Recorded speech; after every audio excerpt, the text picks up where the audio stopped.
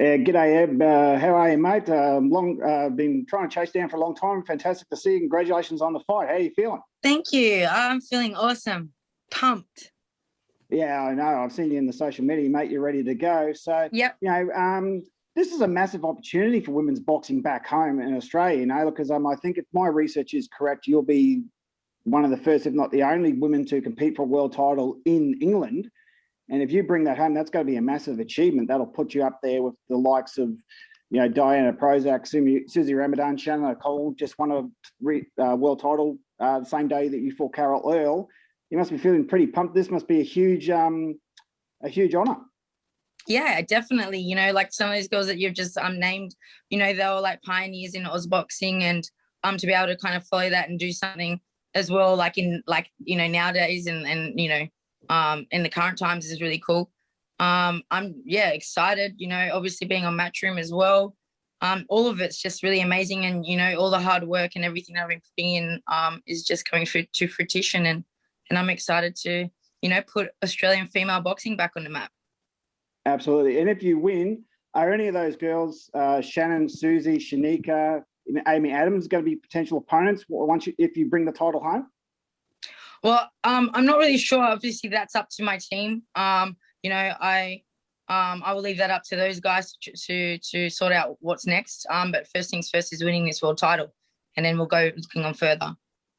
Absolutely. I mean, do you feel you're at a bit of advantage considering that you only fought, was it March 13th?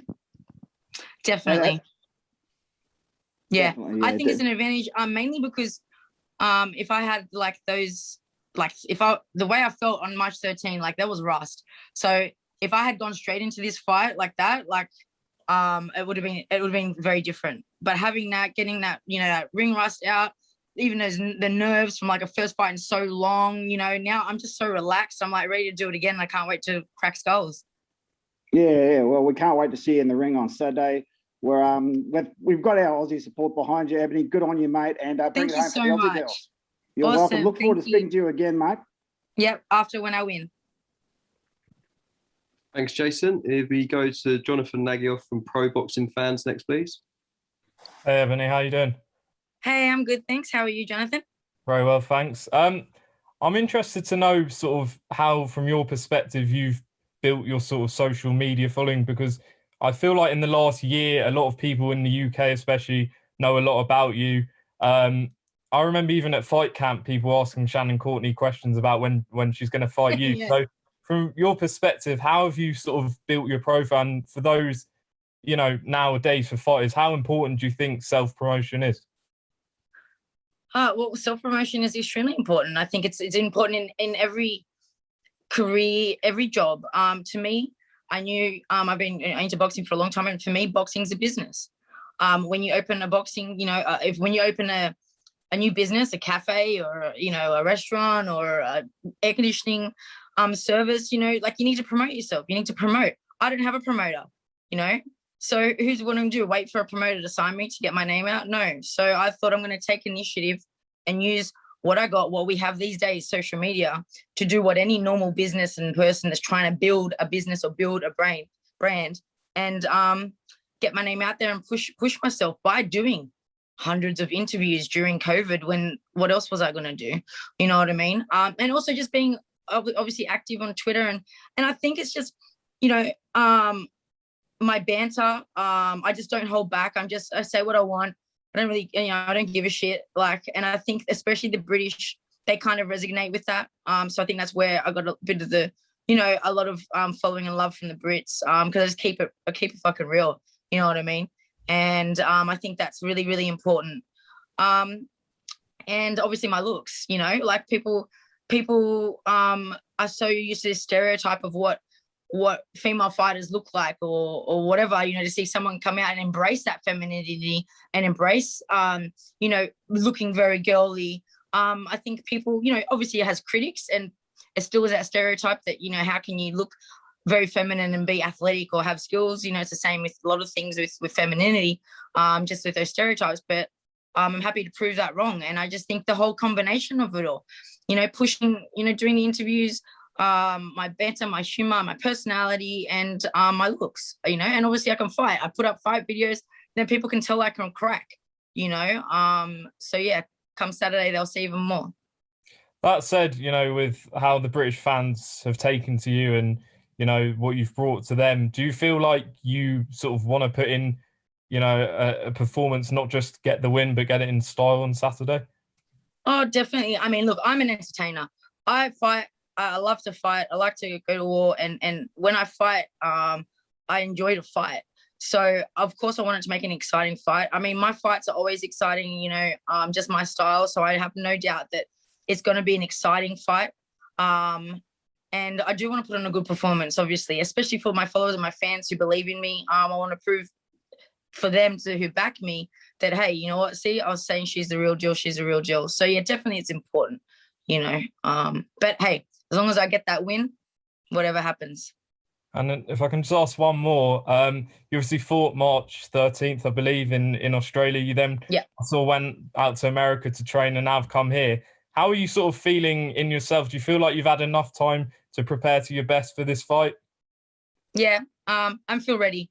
You know, I don't look at things around me. I don't really take much notice of what I've had to go through or anything like that. I don't focus on those things. I just focus on being ready and adapting to whatever I have to do. When you start making excuses like, oh, I had to travel, or I just had a fight, or it's only when you start doing that, you're really putting yourself in a headspace to make excuses for a loss. And I'm not doing that. I think everything's that is meant to be how it is. It was meant to happen this way. I was supposed to fight in November. It didn't happen. It was meant to be all of this now, and I'm just ready to embrace that. And whatever happens, happens. I'm looking for the win, but I think no matter what, you know, it's meant to happen. So, best of luck, Ebanie. Appreciate it. Thanks, Jonathan. Thanks. Thanks, Jonathan. If we go to Ames from Boxing News TV next, please. Ames here for Boxing News TV. Pleasure to meet you, Ebanie. How are you doing? I'm good, thanks, Ames. How are you going? Yeah, not too bad. Not too bad at all. That's good. Alongside your wins in the ring, you've, like people have said here, you've managed to promote yourself and market yourself through social media, which has aided you into getting into the position of a world title fight at the weekend. There are women in the sport who speak against sexualization of the sport. Do you feel a responsibility coming into the night where you could win a world title to adhere to promoting women's fighting in any certain way? I'm not really sexualizing myself. I don't know what photos you see of me doing, you know, bending over or putting sexual poses or being sexy, like out of my way, trying to sexualize photos. I definitely don't. I just happen to have a big chest. I happen to have a nice looking face, and I happen to have a good ass. And unfortunately, people just look at that as me sexualizing, but it's just my body. It's how I look. And I'm not going to hide it. Like, I don't want to wear a potato sack or baggy pants. Why should I do that? And I think it's important to be able to embrace what you have. And I think it's important to be able to show that it's not sexualizing the sport. What it's doing is it's showing femininity. It's showing that we're still women as well. You know what I mean? And that's okay. And it's okay to be feminine and do a male-dominated thing and male-dominated sport, or something that's maybe not looked at feminine. Why can't you know, like the UFC do it? They have no problem with, you know, the girls looking pretty up there. Like, it's just it's funny. It's just such a crazy topic that everyone's so wild about. Like, I mean, I weigh in underwear, literally weighing in underwear. Everyone else weighs in underwear as well. Like, what, you know what I mean? It's just the way I look. It's how I am, you know. And I'm all about being you, being real. And I'm gonna go and play down my looks, or not do my hair, or wear something baggy that doesn't show my body, or put on track pants when I train in case someone looks at my ass and goes, oh, that's sexualizing boxing, or try and tape down my chest because it's big to try and hide the fact that I have a chest. Why? You know what I mean? I just don't understand what it is, you know. And we got to use what we have. Mm-hmm. Not everyone has it. So then you got to use what you got. Go use what you got, whatever it may be. Do you know what I mean? But why should I not use everything that I have, including my personality, including my looks, including my skill and my intelligence that I have? I appreciate your response there. With that, then, would you advocate for more women in the sport or in the fight game in general to be promoting themselves much more than the way they are right now? Definitely. Don't be scared. I bet you there's so many women out there that are so scared to promote themselves in a way, in a feminine way, or feel sexy, or feel comfortable putting up pretty photos, or whatever, because of this stigma of, oh, you shouldn't sexualize. Who cares? Who cares? Like, you be you. And if someone wants to sexualize that and turn that into something and they want to make that sex, that's up to them. That's not you. You know what I mean? And I just think that it shouldn't be a problem that you have to be sitting there thinking, I better not post that or I better not do that because someone might judge me. Fuck, you know what I mean? I just think that judging, I think people should just be able to do whatever they want, promote themselves however they want, and feel comfortable in their own skin, doing their things without judgment. Fair enough. And final question to you. You've mentioned in other interviews about getting like a crazy amount of DMs from people asking you to knock out Shannon Courtenay because of an apparent dislike for her. Is that a sentiment that you share? So, as in something that I want to do? Do you dislike her? Oh, not really. I mean, you know, I don't know her really to dislike her. She's obviously started with the comments. She started with the whole, you know, again, saying if you want to go get naked somewhere else. And that's where, you know, a lot of the banter comes from, because she's calling me naked, but I'm weighing in lingerie, just, you know, which is underwear, just like her, you know, but she's labeling me naked, but I'm still wearing underwear. So that bothered me, because I'm like, you know, I'm thinking, like, you do realize you weigh in the same amount of clothes as me. You know, there's just a difference with how we look.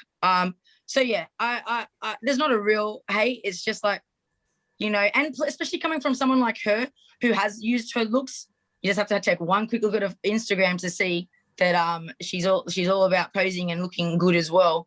And someone that's obviously being judged as well because of her looks and getting places because of her looks, for her to throw it back on me and say, you know, oh, you know, you're not taking it serious because I like to look good. Like, it doesn't make sense coming from her in particular. It's like, yeah. But hey. Appreciate responses. All the best for the weekend, Ebanie. Thank you.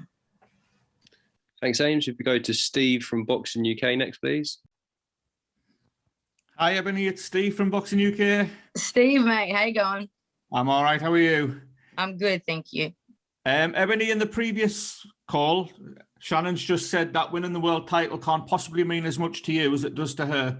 Can you tell us why she's wrong?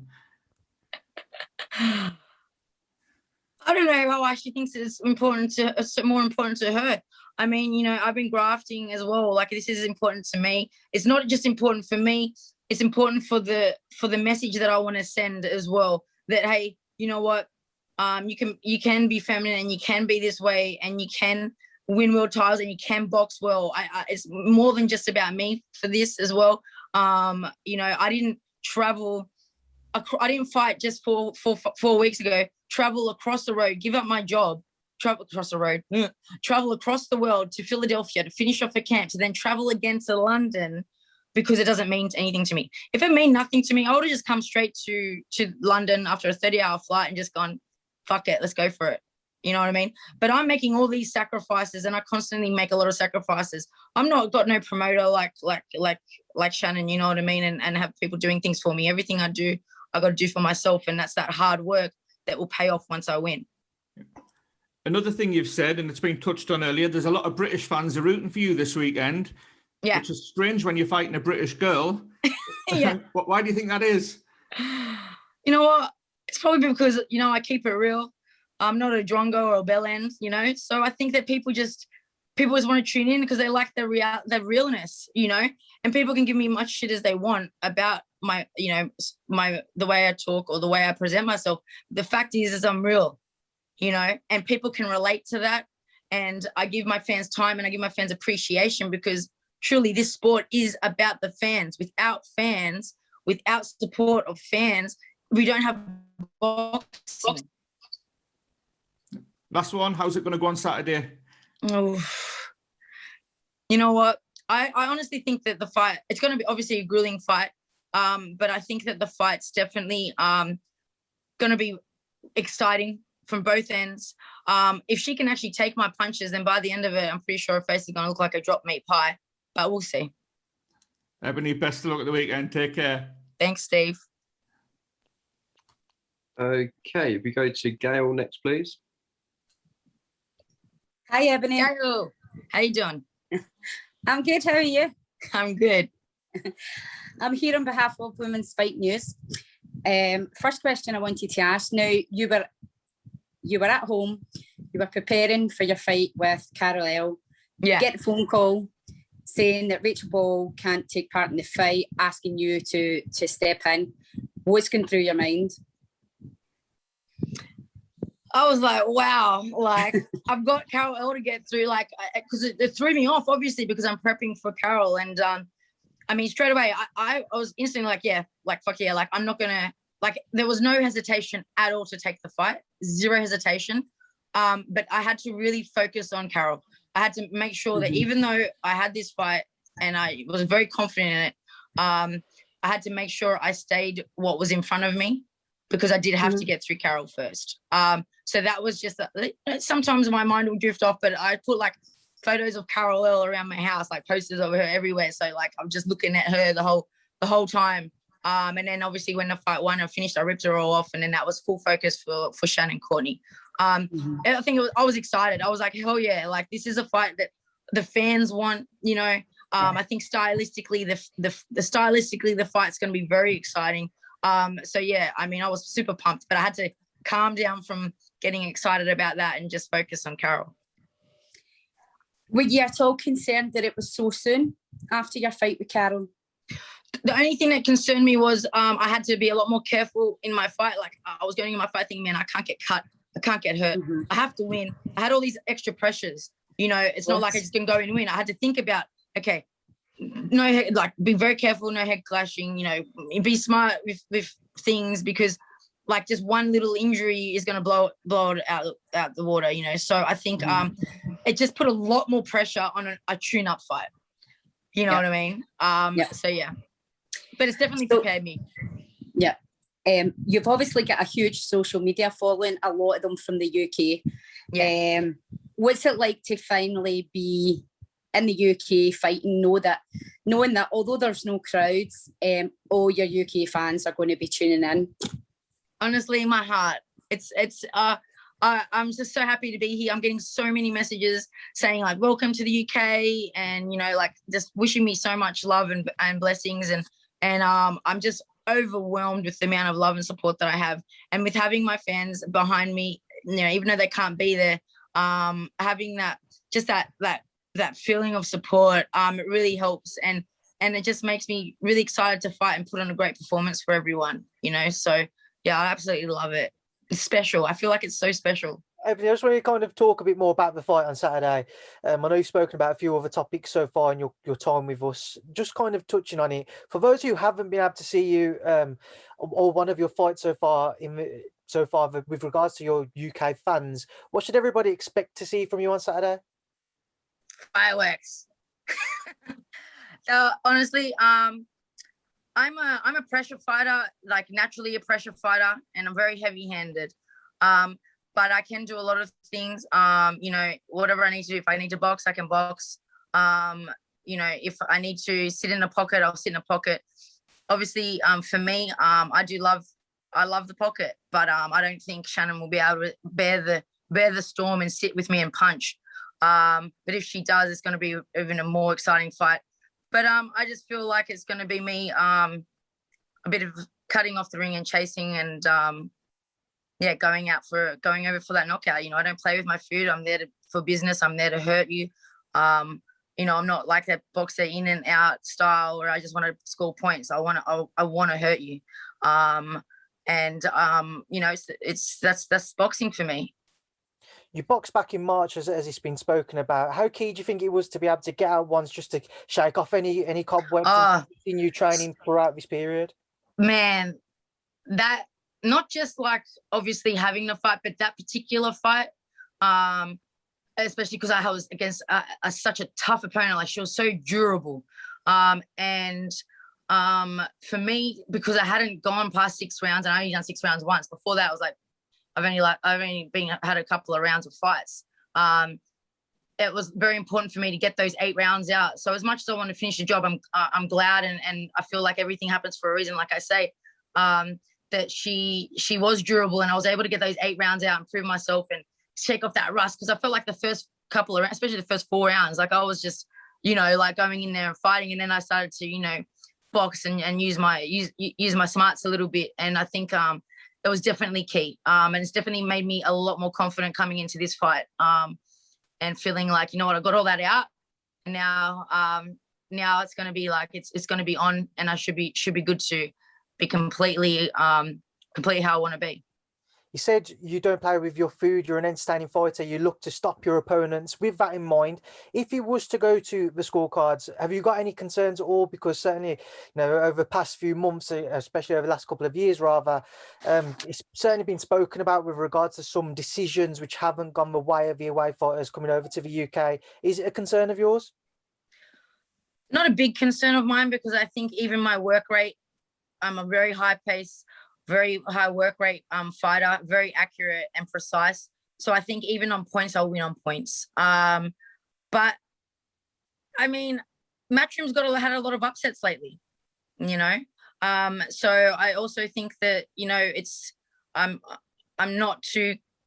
really not too concerned. And whatever happens, happens. And hey, if I get robbed, I'm sure the public will have something to say about it. And it's just what happens to how it happens. You know what I mean? But I don't see it going to points. I know you won't want to look past Saturday, but in the call with Shannon, she said if she beats you, she's looking at the Rachel Ball rematch for herself. If you were successful, what would be next for you? Yeah, Rachel as well, I think, because I think it's really important to fight Rachel after beating Shannon. Because for me, beating Shannon, yeah, I beat Shannon, but Rachel beat Shannon. So it's not that special. Like it is, don't get me wrong, like it is. But at the same time, I won't feel like the champ or the girl until I beat the girl that beat Shannon, So I think fighting Rachel is, and she's my mate and she deserves a shot. You know what I mean? She was supposed to have it with me originally in November, and then she was supposed to have this one. So yeah, I definitely want to, give her that opportunity and prove myself that, I can beat Rachel as well. Ebony, best of luck on Saturday. Thank you. Thank you, Andy. Thanks, Andy. If we go to Cynthia from Ring TV next, please. Hi, Ebony. Can you hear me? I can. Hi, Cynthia. I hope you're well. Good. I'm Cynthia Conte from Ring TV, Ring Magazine. I've been following your career, surprisingly, during COVID. And I remember you did the KO artist win by KO. My friend that looked for, what is that called? I love that interview. Sorry, that was my favorite interview. Yeah. But it's funny because when I hear all the banter about being sexualized, you know what? Kudos to you. You have a banging body. You've worked hard. You were a bodybuilder. And this is great for the sport, for women's sport. Who cares? When I hear what Courtenay, Shannon, and you have to say, it is so great for the sport. You guys work hard for your bodies, and I commend you both. Now, he asked the question I wanted to ask, but I want to go more into it. If you were to describe yourself in 3 words, what would you describe yourself? In 3 words? Yeah, 3 words. Driven. Effervescent. And dedicated. All right. And you talked about the type of fighter that you are. You're an all-around fighter, come forward fighter, pressure fighter, and you can box. 3 fighters that describe who you are. Chavez. I love to cut in. I know I study him. I go in. I do think I'm very similar to Mexican style. I get, I training out in America, and everyone that sees me spar and sees me trains always says, well, she's like a little Mexican in the pocket. So I'd say that probably like the Salvador Sanchez, he could do a bit of everything. So box in and box out, and maybe Triple G or Canelo. Oh, interesting. All right. You'll see. And for women's boxing, it is on the rise. And it's unfortunate that some people use a sexuality as a crutch. But where do you see women's boxing going from here on out? I just don't see what's the point. I don't see the problem with it. Like, it's not about sexualizing. It's just about being, showing femininity to a male-dominated sport, which I don't think is an issue. I see women's boxing just getting more and more better and bigger with, the big fighters that we have, the big names that we already have, and us that are coming through, and people like me who are going against the grain and are showing different sides to women's boxing, and that it's not just all the same, and it's something, there's more to it, you know, and there's a diversity of women. We're not all the same. I think boxing is very important to have characters. You know, the men have it. It's how you know, it's an entertainment business. And I think that women should embrace their personalities and their characters a little bit more and enjoy the ride. You know, I think that is what gets people interested. What gets people interested in boxing or sport in general, anything, is the story. You know what I mean? And engaging with fans and showing who you are helps with all of that. And lastly, 2 minutes versus 3 minute rounds. You're the one in the ring. Yes. Yeah. Look, I honestly think that 3 minutes rounds will bring more knockouts, because so many times I feel like my opponents have been saved by the bell at 2 minutes. So I do think that 3 minutes will probably get you more knockouts, but I also think that I'm not going to be doing 3 minutes unless my pay starts going up, because we're going to get paid pretty much the same as what we get paid now, more for more work.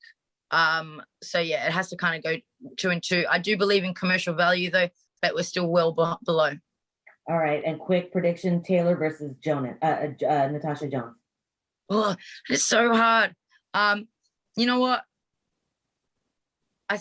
I'd love to see Tash win that. That'd be amazing. But I think Katie Taylor will edge that. But I think it will be a very good fight. Very, very, very good fight. All right. Well, best of luck to you this Saturday, and be safe in the ring. Thanks, Cynthia. Thank you.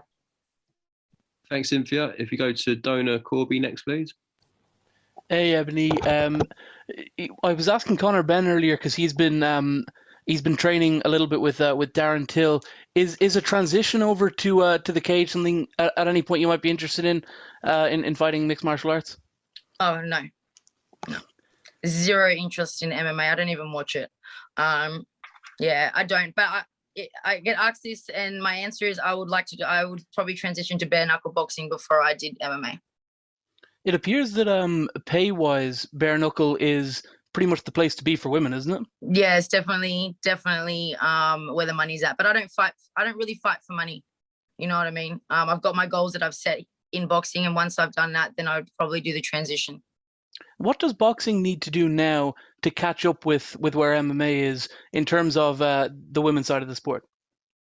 More promotion, more accepting. It's still a very man's sport. You know what I mean?